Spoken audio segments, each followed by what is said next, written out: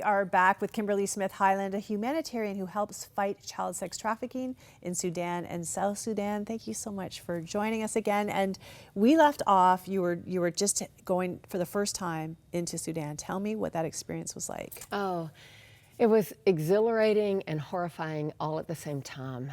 The glorious part is I met an indigenous man from the region. He'd been a lost boy, a child soldier, but had given up an opportunity, turned in his visa, not going to the U.S. like thousands of them did.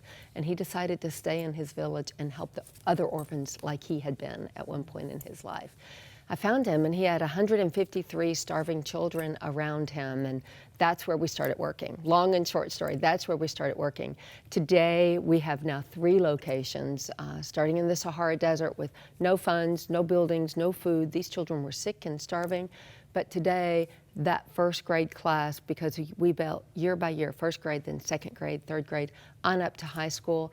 Those children graduated high school this last year. We're in our 14th year now. Those children graduated high school last year. They're now in university, meaning they're more educated than their parliamentary leaders. Wow. These children will be the leaders of that nation one day. We have more than 2,000 orphans in 3 different locations now that we provide complete care for. The organization is called Make Way Partners. They do all of the work, and I'm just so proud of them. You know, you take on incredible risks to go there. You have to sneak into the country. You can't get a visa. You can't bring your husband because he's diabetic, you know, insulin dependent. It's an incredible cost to pay. But what have you seen there that has caused you to take these risks? Mostly it's the women and the children. When I look at them and I hear their stories, see their suffering, starving, disease, rape, abandonment because of what they've been through, you know, it's but by the grace of God, there go I. And I do believe we are all divinely connected. God looked at humankind, not just white people in North America, and said, this is good, this is very good. And yet something has gone terribly awry. And these women and children, they live that hell on earth. And I want to be a part of resurrection, you know? That's what I get to do. You are doing that amazing work, and it's even more amazing because what you've now shared publicly is that you actually were assaulted by the very people you were trying to help, in a sense. Tell me what happened to you when you were out looking for a baby that had needed help. Mm-hmm. I was out looking for a baby. It was late. I normally would not have gone out at that hour by myself, but our indigenous leader that I was working with was elsewhere. No one else was available to help me, and so I went out looking because I knew this baby would die. If he were left alone, this baby would die. I'd been caring for him for the last 2 months, and strong connection there, and so I went out counting the costs, not recklessly. I knew it was dangerous, but I couldn't have known what was going to happen.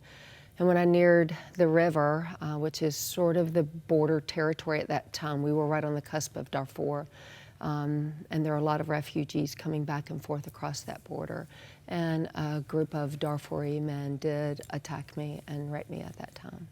Raped you and beat you, and you didn't tell people right away what happened to you. Right, I didn't. I think part of it was shame. A large part of it was fear.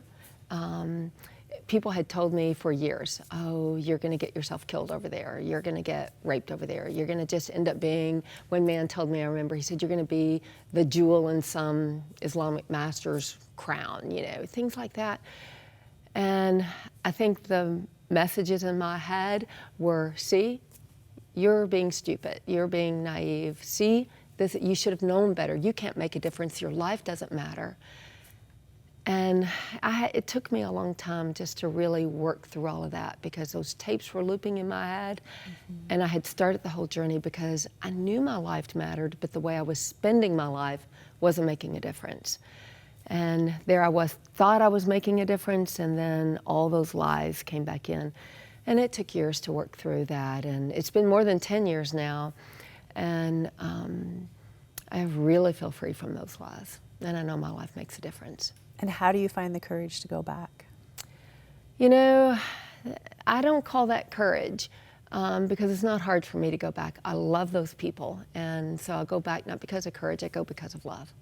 Well, thank you so much for coming today to share your story. There's so much more than we've been able to cover. People are going to have to get your book, right? Passport Through Darkness, Kimberly L. Smith. You can get it Amazon. Your website? Where is that? MakeWayPartners.org. We also have a free newsletter, free blogs. I write a lot of stories of people. I just got back from South Sudan a couple of days ago, and so I have a lot of blogs coming out of me, stories, amazing stories of healing in children. Not everything, you know, people think, I don't know if I want to read her stuff because it's all so hard. The book is kind of hard, but there's a lot of beautiful stories too. Absolutely. Well, the work you're doing is beautiful. Thanks so much for coming today to share it with us. Thank you.